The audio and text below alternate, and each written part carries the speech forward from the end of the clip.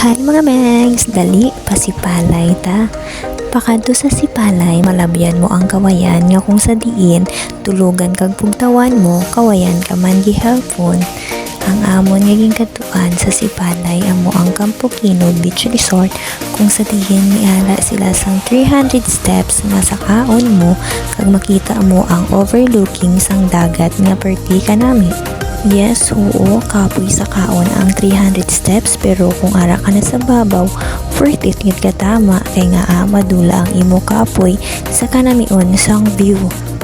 Sa Campo Kino, hindi kumplito ang imo lagaw kung hindi ka to magsaka sa babaw.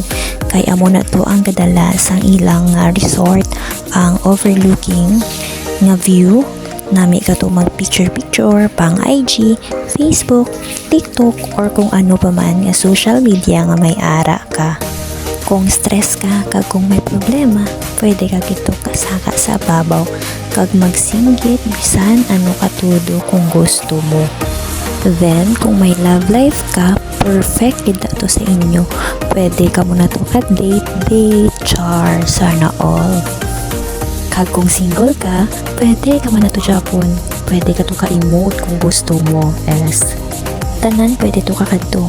Bata, dalaga, soltero, tigulang, may bana, may asawa, may nobyo, may nobya. Basta piyuon lang ang bakod ang tuhod, ha? Sa Campo Kino gali, 50 pesos ang entrance para sa akon. Worth it na siya katama. Pwede gid ka mo to ka overnight kag kung gusto nyo magdala tent, pwede gid.